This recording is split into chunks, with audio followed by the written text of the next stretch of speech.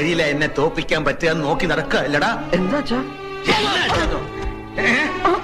അച്ഛന്നോ അറിയാത്തതിനെ പോലെ നീ എന്നെ കബളിപ്പിക്കാൻ അറിയില്ലല്ലേ?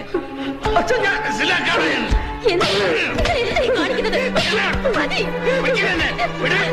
ഒന്ന് കുളത്തി തകഞ്ഞൻ ഇങ്ങനെ കുറെ നേരമല്ലേ തല്ലണു. കാര്യം എന്താ വെച്ചാ പറ. കാര്യം എന്താണെന്ന് അറിയില്ലല്ലേ? നീ അറിയാതാണോ അവള് ഗർഭിണിയായത്? ചില്ലിക്കാശിന് വകയില്ലാതെ ഇപ്പോഴും തന്താടെ ചെലവിൽ കഴിയുന്ന തന്തയാൻ പോന്നു. അങ്ങനെയാണെങ്കിൽ തന്നെ അവൾ എന്റെ ഭാര്യയല്ലേ, അയൽപക്കത്തെ പെണ്ണൊന്നല്ലോ. തോന്യാസം കാണിച്ചിട്ട് നിന്ന് ചിലക്കുന്നോ? സ്കൂളിൽ പഠിക്കുന്നോ പെണ്ണ് കെട്ടിക്കൊണ്ട് വന്ന് ഞാൻ ക്ഷമിച്ചു. മനസ്സ് നീറുകയായിരുന്നു, എന്നിട്ട് സഹിച്ചു. ഇത് ഞാൻ സമ്മതിക്കില്ല. ഈ കുഞ്ഞ് ജനിക്കാൻ പാടില്ല. അവളോട് വേഗം റെഡിയാൻ പറ, ആശുപത്രി പോണം. അത് തീരുമാനിക്കേണ്ടത് എന്റെ അച്ഛനല്ല. ഇവളുടെ വയറ്റിൽ കിടക്കുന്ന കുഞ്ഞിന്റെ അച്ഛൻ ഞാനാ. ഞാൻ തീരുമാനിക്കും. കുറെ ഞാൻ ക്ഷമിക്കണം, ഇത് പറ്റില്ല. എന്റെ കുഞ്ഞിനെ കൊല്ലണോ വളർത്തണോ എന്ന് തീരുമാനിക്കേണ്ടത് ഞാനാ, നിങ്ങളല്ല. എന്റെ കൺമുമ്പിൽ കണ്ടുപോലും എന്റെ വീടാ. എന്റെ ചെറുപ്പടിക്ക് നിൽക്കുന്നവർ മാത്രം മതി ഇവിടെ. നോക്കി നിൽക്കാൻ ഇറങ്ങി പോണാൻ നായ.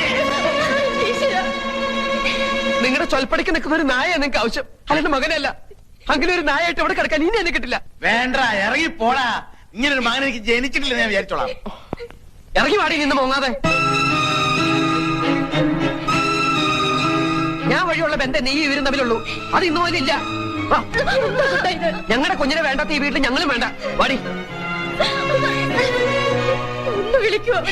ഓട്ടടി, നശിക്കാനുള്ള ജന്മങ്ങൾ നശിച്ചേ തീരൂ.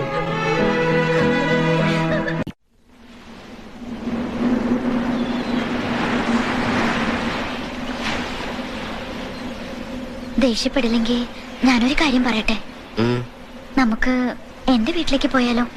കുട്ടേട്ടന് എന്തെങ്കിലും ഒരു ജോലി കിട്ടണവരെ നമുക്ക് അവിടെ താമസിക്കാം. എന്നിട്ട് വേണം അച്ഛന് കൈകൊട്ടിച്ചിരിക്കാൻ.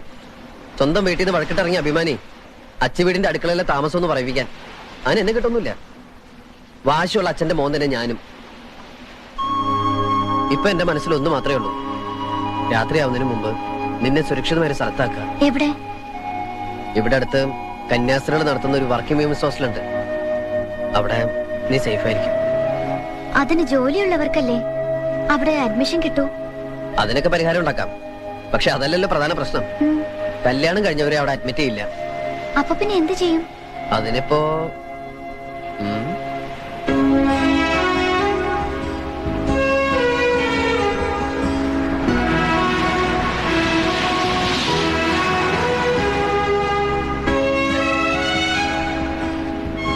ഇന്നു മുതൽ ഹോസ്റ്റൽ ജീവിതം കഴിയുന്നവരെ ഭൂമിയിലെ മാലാഖമാരായ കന്യാസ്ത്രീകൾക്ക് മുമ്പിൽ ഈ മാലു എന്റെ സഹോദരിയും ഞാൻ നിന്റെ സഹോദരനുമാവുന്നു. വേറൊരു നിവൃത്തിയില്ലാത്തോണ്ടാ മോളെ. ഇനി ആ താലിമാല കൂടി ഊരിക്കോ. താലി ഞാൻ ആരും കാണാതെ നോക്കിക്കോളാം. അയ്യോ, അതുകൊണ്ടല്ല. ഹോസ്റ്റലിലെ ഡെപ്പോസിറ്റും റെന്റും മെസ്സും എല്ലാം കൂടി കയ്യിലുള്ളതുകൊണ്ടൊന്നും മതിയാവില്ല. 1-2 ആഴ്ചക്കുള്ളിൽ എന്തായാലും ഇത് വെക്കേണ്ടി വരും. എന്നാ പിന്നെ അതിപ്പോ തന്നെ ചെയ്യാം. ഊരിതാ.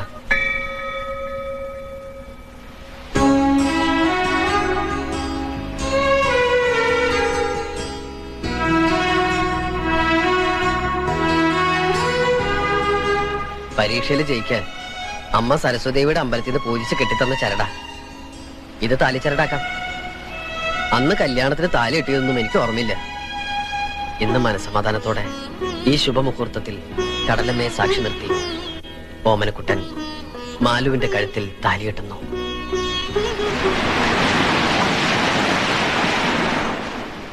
I am sorry. പരിചയമുള്ള ആരെങ്കിലും ഇൻട്രൊഡ്യൂസ് ചെയ്യാതെ എനിക്ക് കുട്ടി ഇവിടെ അഡ്മിറ്റ് ചെയ്യാൻ പറ്റില്ല. അയ്യോ, അങ്ങനെ പറയരുത് മദർ. മദർ ഈ കുപ്പായൊന്ന് ഊരി വെച്ചിട്ടൊന്ന് ആലോചിച്ച് നോക്കിയേ. അതല്ല മദർ, ഞങ്ങളുടെ സ്വന്തം അമ്മയെ പോലെ ഒന്ന് ചിന്തിച്ചു നോക്കിയേ. അപ്പൊ ഞങ്ങൾ ഉപേക്ഷിക്കാൻ തോന്നില്ല. ഇവളെയും കൊണ്ട് ഞാൻ ഇങ്ങോട്ട് വന്നത് ഭൂമിയിലെ മാലാഖമാർ ഞങ്ങളെ കൈവെടിയില്ലെന്ന് ഉറപ്പുള്ളതുകൊണ്ടാ. ഇപ്പൊ ഞങ്ങളെ സഹായിച്ചാൽ മരിച്ച് സ്വർഗത്തിൽ ചെല്ലുമ്പോ മദറിന് കർത്താവിന്റെ മുന്തിരിത്തോട്ടത്തിൽ ഏറ്റവും നല്ല പണി തന്നെ കിട്ടും. ഒരു പരിചയമില്ലാതെ ഞാൻ എങ്ങനെയാ? നാളെ രാവിലെ 10 മണിക്ക് കോഡിന്റെ കമ്പനിയിൽ ജോയിൻ ചെയ്യേണ്ടതാ ഇവക്ക്. പെങ്ങള് പെൺകുട്ടി ആയതുകൊണ്ടാ, അല്ലെങ്കിൽ ഞാൻ എന്റെ കൂടെ YMCA താമസിപ്പിച്ചേനെ. നിങ്ങൾ എന്ത് പറഞ്ഞാലും ഇവിടെ റൂമില്ല. വരൂ മാലതി, മുട്ടുവിൻ തുറക്കപ്പെടുമെന്ന തിരുവചനം വിശ്വസിച്ചതാ നമ്മൾ ചെയ്ത ഏറ്റവും വലിയ തെറ്റ്. എത്ര മുട്ടിയിട്ടും തുറക്കില്ലെന്ന് വെച്ചാ ഇനിയിപ്പോ വല്ല ലോഡ്ജിലെങ്ങാനും പോയി മുറിയെടുക്കാം. അല്ലാതെ ഇപ്പൊ എന്താ ചെയ്യാ? നാളത്തെ പത്രത്തില് യുവാവും യുവതിയും കൊല ചെയ്യപ്പെട്ടു എന്നോ യുവാവിനെ കെട്ടിയിട്ട് യുവതിയെ പീഡിപ്പിച്ചു എന്നെങ്ങാനും വെണ്ടയ്ക്ക് അക്ഷരത്തിൽ വായിച്ചാൽ ഞങ്ങളെ അറിയില്ലെന്ന് മാത്രം പറയരുത്.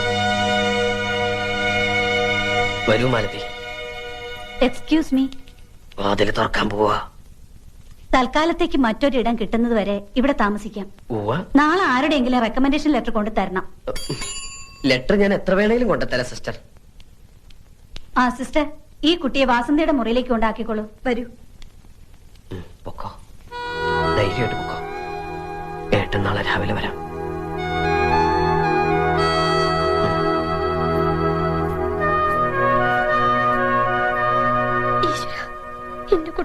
എന്റെ കുട്ടി. ഏത് കുട്ടി? എനിക്കില്ലാത്ത മോൻ നിനക്കെന്തിനടി? എന്റെ മോഹത്ത് ആറ്റത്തിപ്പിടി ഇവിടെ ഇറങ്ങിപ്പോയൻ അവൻ. അവൻ എന്റെ മോനല്ല, ശത്രുവാണ്, ആജന്മ ശത്രു. അവൻ എവിടെയെങ്കിലും പോയി തൊലട്ടെ. തൊലയാൻ പോണത് നിങ്ങളാ.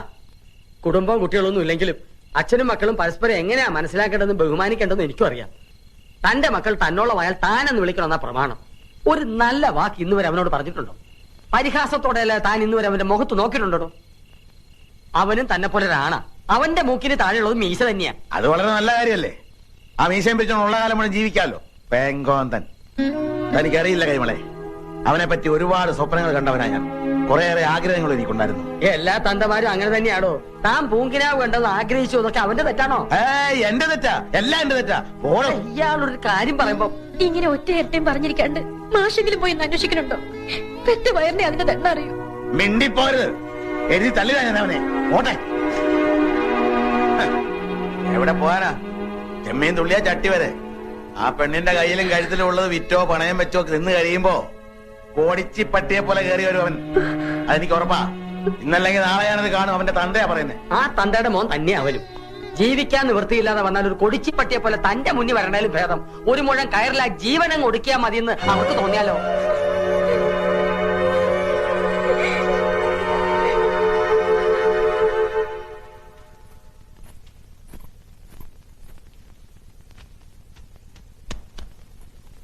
അയ്യേ, ഏട്ടൻ പോയെന്ന് പറഞ്ഞിരുന്ന കരയ്യ. നാളെ ഫോർഡ് കമ്പനിയിൽ ജോയിൻ ചെയ്യേണ്ട ആളല്ലേ? നാണക്കേടാണ് കേട്ടോ. ദേ, ഈ പറയണ ഏട്ടനൊരു പെണ്ണ് കെട്ടട്ടെ, അപ്പൊ കാണാം ഈ പെങ്ങളെ തിരിഞ്ഞു നോക്കൂടില്ല. താൻ വെറുതെ അതും ഇതും ആലോചിച്ച് ഉറക്കം കളയാതെ കിടക്കാൻ നോക്ക്. Good night.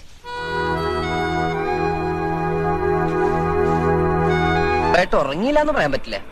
കൊതുകടിയും മൂട്ടടിയൊക്കെ ഉണ്ടായിരുന്നെങ്കിലും മഞ്ഞുള്ളത് ഉറങ്ങാൻ പറ്റി. നല്ല സെക്യൂരിറ്റി ഉള്ള സ്ഥലം. വാടകയും വേണ്ട.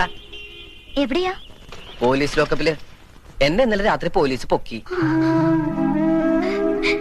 എന്താ ഇത്? നീ കാരണമൊന്നുമല്ല. കരയല്ലേ? കണ്ണുടയ്ക്ക്. എന്റെ ജാതകത്തിൽ അങ്ങനെ ഒരു യോഗം ഉണ്ടായിരുന്നു. അതങ്ങനെ അവിടെ തീർന്നു എന്ന് കരുതുക. അത്രയല്ലേ ഉള്ളൂ. അതുകൊണ്ടൊരു ഗുണമുണ്ടായി. ഇവിടുത്തെ സ്ഥലം എസ് ഐ പോലീസുകാരൊക്കെ ഒന്ന് പരിചയപ്പെടാൻ പറ്റും. ഇപ്പൊ ഞങ്ങൾ ഫ്രണ്ട്സാ.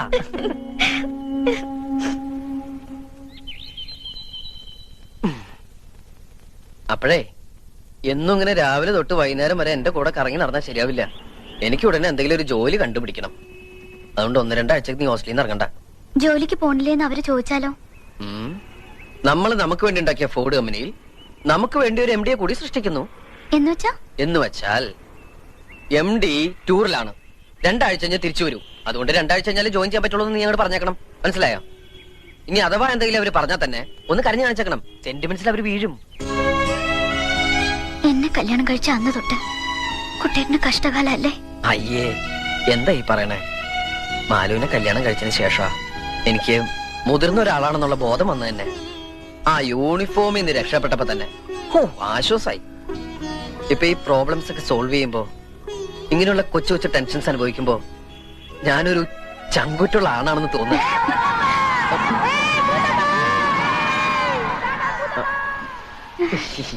പഴയതൊന്നും മറക്കാൻ സമ്മതിക്കില്ല കുട്ടികള്. സ്കൂളിലെ കളിപ്പേരാ. ഏറ്റവും മൂത്ത ആള് ഞാനായിരുന്നോണ്ട് മൂത്താപ്പന്ന് വിളിക്കുക. കുട്ടികളുടെ ഒരു കാര്യം ഭയങ്കര. ഈ ക്വാളിഫിക്കേഷൻ വെച്ച് എന്ത് ജോലിയാണോ എനിക്ക് തരിക? എന്ത് ജോലിയായാലും മതി സാർ. ഇവിടെ ഇപ്പോ ഒരു ഓഫീസ് അറ്റൻഡർ വേക്കൻസി ഉണ്ട്. പക്ഷേ എനിക്ക് നേരിട്ട് അപ്പോയിന്റ്മെന്റ് നടത്താൻ പറ്റില്ല. ബോർഡ് മീറ്റിംഗ് വെച്ച് അപ്രൂവൽ വാങ്ങണം. മാത്രമല്ല ഉത്തരവാദിത്തമുള്ള ജോലിയാണ്. ജീവനക്കാരുടെ സാലറി ബാങ്കിൽ നിന്ന് കൊണ്ടുവരിക, അതാത് ദിവസത്തെ കളക്ഷൻ ബാങ്കിൽ കൊണ്ട് അടയ്ക്കുക. In short, you are going to handle a lot of money. കമ്പനിക്ക് കൂടെ വിശ്വാസമുള്ള ഒരാള് തന്റെ ഉത്തരവാദിത്തം ഏറ്റെടുത്ത് ഒരു ബോണ്ട് എക്സിക്യൂട്ട് ചെയ്യണം. അല്ല, സാറിനെ കമ്പനിക്ക് വിശ്വാസമില്ലേ? ഉണ്ട്. എന്നാ പിന്നെ സാറിന് ബോണ്ട് എക്സിക്യൂട്ട് ചെയ്തൂടെ? ആള് കൊള്ളാമല്ലോ.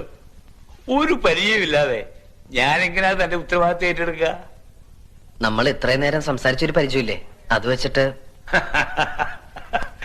എവിടെയാ തന്റെ വീട്? ചുനങ്ങാട്.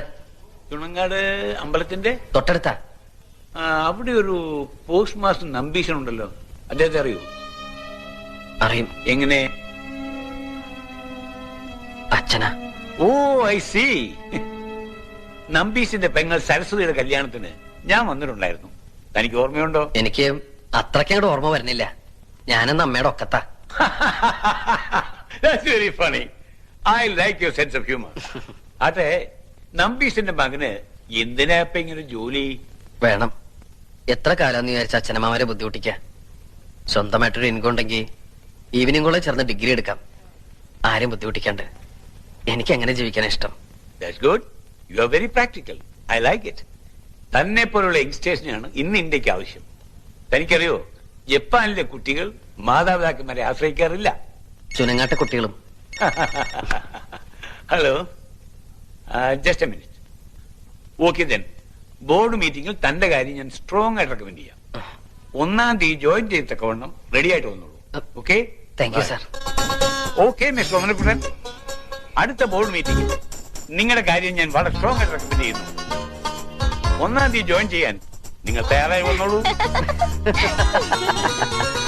ആ ബോർഡ് മീറ്റിംഗ് ഒന്ന് കഴിഞ്ഞോട്ടെ. അടുത്ത 1-ാം തീയതി മുതൽ ഓമനക്കുട്ടൻ ഒരു ഉദ്യോഗസ്ഥനാവുന്നു. എല്ലാ 30-ാം തീയതികളിലും ശമ്പളം കിട്ടുന്നു. പിന്നെ നമ്മളൊരു കൊച്ചു വീട് വാടകയ്ക്ക് എടുക്കുന്നു. അവിടെ നമ്മൾ ഐശ്വര്യമായിട്ട് നമ്മുടെ കുടുംബജീവിതം ആരംഭിക്കുന്നു. കുടുംബനാഥൻ മിസ്റ്റർ ഓമനക്കുട്ടൻ. അപ്പഴേ എന്റെ കുടുംബനാഥൻ ചേട്ടാ, ജോയിൻ ചെയ്യാൻ ഇനി 28 ദിവസമുണ്ട്. അതുവരെ എങ്ങനെ തള്ളി നീക്കും? അതിപ്പം 28 വരെ. മാക്ഡോവൽ. ബ്രാൻഡി കുടിക്കാൻ പോവാ? അല്ലല്ല, ഒരു വഴി തെളിയുന്നുണ്ട്.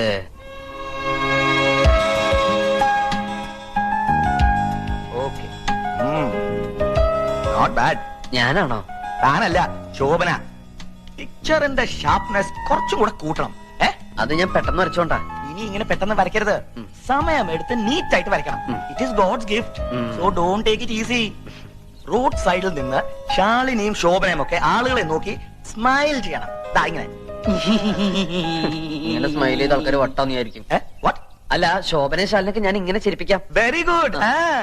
ആ സ്മൈൽ കണ്ട് ജനങ്ങൾ കടയിലേക്ക് അങ്ങ് തള്ളിക്കറണം. മനസ്സിലായോ? ആയിക്കോട്ടെ. ഓക്കെ. താൻ ഇവിടെ എന്റെ ഹെൽപ്പറായിട്ട് കൂടിക്കോളൂ. എവിടെയാ താമസം? ഒന്നും ആയിട്ടില്ല. ഓ, ആ ഷെഡില് പായ് വിരിക്കാൻ 6 feet സ്ഥലം എടുക്കാം. What is right? 5'8". Okay, then 6 is enough. പിന്നെ ഇവിടുന്ന് തന്നെ ഫുഡ് കഴിക്കാം. Okay, that means food and accommodation free. ബാക്കി $300 ശമ്പളവും തരും. Oh Nancy, what is this? എന്തിനാ ഇതൊക്കെ ഇപ്പൊ എടുത്തോണ്ട് വന്നത്? ആ അമ്മയുടെ കയ്യിൽ കൊടുത്തയച്ചാ പോരായിരുന്നോ? ട്രെയിൻ ചെയ്യരുതെന്ന് ഡോക്ടർ പറഞ്ഞിട്ടില്ലേ darling? Oh leave it darling, എനിക്കൊരു പ്രോബ്ലം ഇല്ല. Okay. No no no no no, what is this turning like this walking? You must walk slowly, darling. Slowly, like this, You know, she is carrying. ഈ സമയത്ത് വളരെ സൂക്ഷിക്കണം. She lost 2 kids only because of her carelessness. See, what I am trying to tell you, ഞാൻ ഓഫീസിൽ ഇരിക്കുമ്പോ you are my office boy. ഞാൻ paint ചെയ്യുമ്പോ താൻ എന്റെ പെയിന്റിംഗ് ഹെൽപ്പർ. ഫ്രീ ആയിരിക്കുമ്പോ നാൻസിയുടെ ഹെൽപ്പർ. ബസാറിൽ പോവാ, സാധനങ്ങൾ വാങ്ങിക്കുക. ഓക്കെ? രാമു, ഇയാൾക്ക് ആ റൂം ഒന്ന് കാണിച്ചു കൊടുത്തേ.